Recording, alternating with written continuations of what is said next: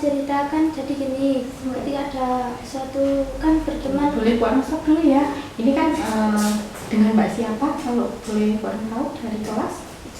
Lo cerita Nauratun aja. Kelas 10 RPL 2. Kelas 10 RPL 2. Nah, ini ada permasalahan apa kok minta bertemu dengan Bu Arum? Gini loh Bu, ketika ada kan biasa sih dalam pertemanan itu ketika kita berteman kok ada sesuatu masalah gitu loh, kita kan ada teman saya gitu loh ngecek nggih kadang niku ya nggih kula niku kok gampang emosian ngaten mboten seperti saged mengendalikan emosi niku carane pripun kok kadang niku nggih jengkel itu kan mboten penak sih kancane jaran dadi niku lho Pak, tapi kok nggih kula jengkelan ngoten. Oke, agak paham.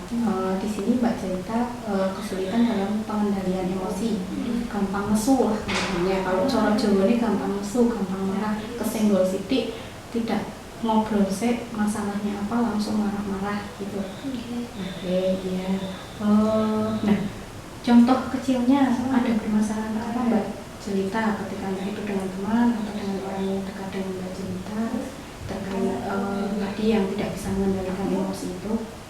Kan kadang kan di asrama itu kan lagi banyak teman kita kan dan barang-barang itu kan ya kadang ki buatan nganu tertata ngoten niku kan kadang ki enten sing ngambil gitu buatan tidak bilang gitu tidak izin kan kadang niku kan ganggu loh buatan ajeng ikhlas pripun biasa aja tapi ada yang sampai berantem ya kadang oke. Biasanya pertama kali yang akhirnya jadi emosinya yang tinggi Mbak cerita atau teman yang lawan saya sendiri kadang emosi kancane deh sampai emosi kan betul sakit sing ngalah. Nah sebelum ini ada ini enggak masalah sampai terus akhirnya gara-gara masalah sepele akhirnya jadi musuhan? Kadang sih boten tasih ngandung teman cuma kok nggih boten dekat bareng nih. Jadi nggak dekat seperti sebelumnya pas pertama kayak gitu. Oke, nah gini untuk mengendalikan itu kan dari diri kita sendiri dulu juga. Nah sebelum ini kita bayangkan dulu, nek kira-kira nek aku nesu karo kancane, terus aku langsung nesu marah-marah Mbak cerita minta maaf atau malah nesu grundel sambil grundel kata kena marah. Minta maaf tapi karena kesalahan saya sendiri. Oke, berarti menyadari ya misalnya kalau kita salah berarti ya istilahnya kita harus minta maaf juga. Tapi ketika ada teman yang menyalahi, biar tidak ke belakang jelek, kita juga harus legowo memaafkan gitu. Sebelum kita marah-marah atau emosi, kita ngobrol. Kalau yang bersangkutan itu istilahnya kok mau minta maaf, berarti selesai terus sudah perbaikan seperti biasa lagi. Kalau misalnya marah-marah, akhirnya endingnya nanti jadi musuhan kan? Nah, musuhan gitu. Nah, Warung ada sedikit lembar kerja. Di sini ada emoticon. Di sini ada emoticon yang menggambarkan bagaimana perasaan kita ketika kita tidak bisa mengendalikan emosi atau kita sedang merasa bahagia karena sesuatu hal yang menyenangkan yang kita dapat.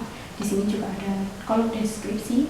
Nah, di sini Warung meminta untuk Mbak Jelita bisa menggambarkan atau mendeskripsikan sesuai dengan emoticon yang ada di sini terkait perasaan-perasaan yang muncul ketika Mbak Jelita sedang ada permasalahan di hubungan, entah itu yang tadi ada temennya yang bikin apa tidak nyambung, terus barangnya hilang, terus ketemu Mbak Jelita dengan muka yang biasa saja, atau mungkin ketemu dengan teman senggolan yang menyenggol tidak merasa bersalah, hanya ketawa-ketawa, Mbak Jelita kemudian emosi dan lain sebagainya. Warung minta tolong bisa dideskripsikan di lembar kerja peserta tadi. Jangan lupa diisi identitas nama lengkapnya, kemudian kelasnya juga ya.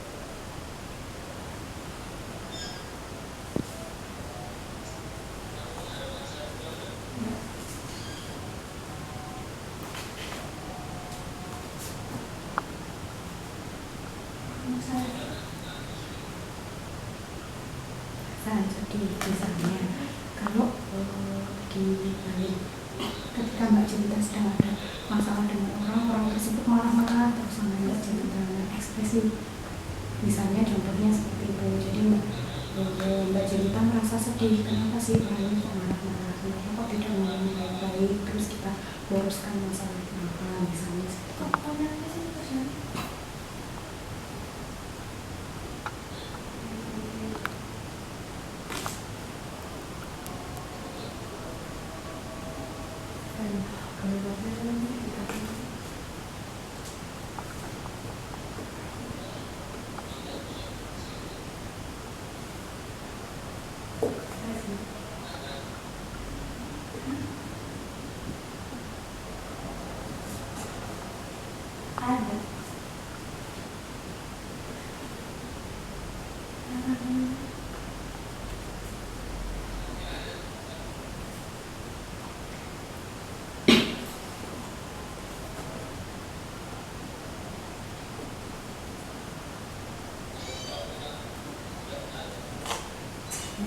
Dari keempat emoticon ini kira-kira bisa diberikan ranking pertama itu bagi emoticon yang mana yang menggambarkan kepribadiannya Mbak Jelita?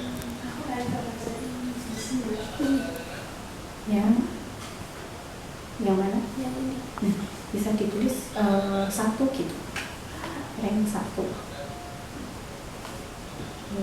Nah, setelah mengisi lembar kerja ini, tadi Mbak Jelita kan juga sudah cerita katanya kalau ada teman yang pinjam seperti itu, kok gitu sih, pengen emosi, pengen marah-marah dan lain sebagainya. Selanjutnya setelah konseling individu ini, nanti kedepannya bisakah Mbak Jelita merubah merubah tingkatan emosi Mbak Jelita yang tadinya sering marah ketika ada masalah sedikit mau marah-marah itu agak diredam. Kalau biasanya kalau kita marah biar agak tenang, kita biasanya kalau sebagai muslim mengucap istighfar biar tenang, atau mungkin kita cari air wudhu. Nah itu kan bisa menenangkan kita. Nah kira-kira setelah selesai sesi konseling ini, bisakah Mbak Jelita melaksanakan hal tersebut? Insya Allah bisa. Insya Allah bisa ya. Jadi di selanjutnya ketika bertemu dengan Bu Arum lagi, nanti Bu Arum ketemu dengan Mbak Jelita yang lebih sabar, lebih pemaaf, bisa mengendalikan emosi, tidak suka meledak-ledak dalam menyikapi suatu permasalahan. Bisa? Oke. Nah, sebelum kita mengakhiri sesi konseling ini, Bu Arum meminta Mbak Jelita untuk bisa mengisikan lembar yang di sini banyak, ada beberapa aspek pernyataan. Nanti kalau ada dari pernyataan satu kok Mbak Jelita merasa setuju atau merasa tidak setuju, bisa di checklist sesuai dengan kategori yang ada di atas. Nah, yang STS itu sangat tidak sesuai, tidak sesuai menggambarkan seperti apa Mbak Jelita, kemudian tidak sesuai, kemudian yang selanjutnya sesuai dan sangat sesuai. Jadi kalau misalnya contohnya saya mendapatkan pemahaman baru mengenai permasalahan yang sedang saya alami saat ini setelah mengikuti sesi konseling ini, oh ternyata ya sangat sesuai, berarti bisa ditulis yang sangat sesuai. Bisa dilihat. Jangan lupa untuk diisikan di atasnya dulu.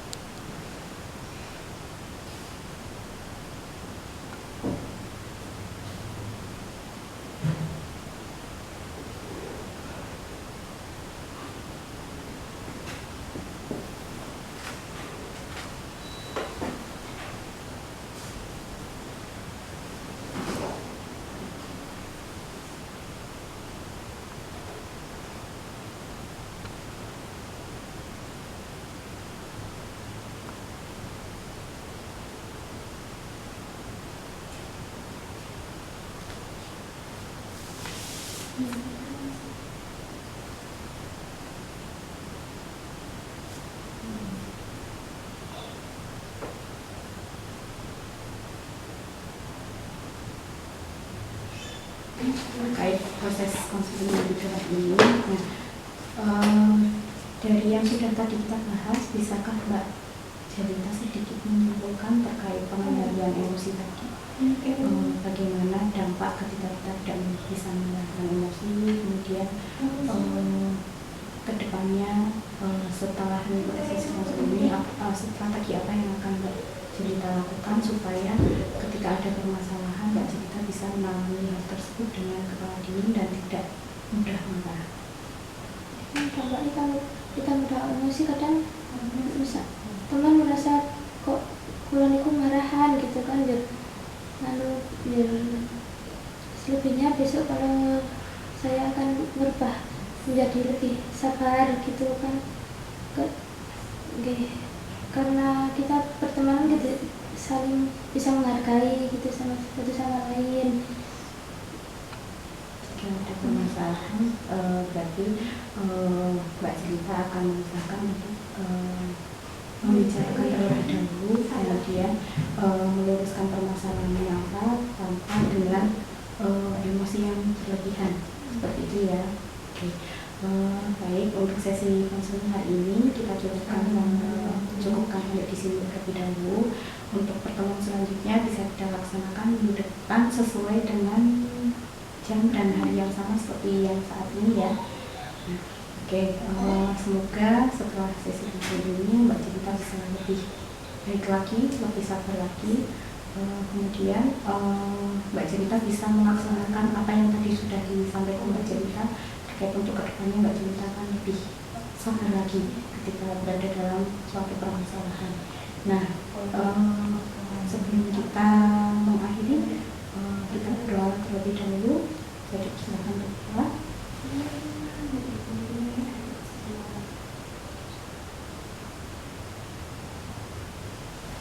Oke, terima kasih. Kalau Mbak Jelita ingin melanjutkan aktivitas selanjutnya, dipersilahkan. Semoga sesi konseling hari ini bisa bermanfaat untuk Mbak Jelita.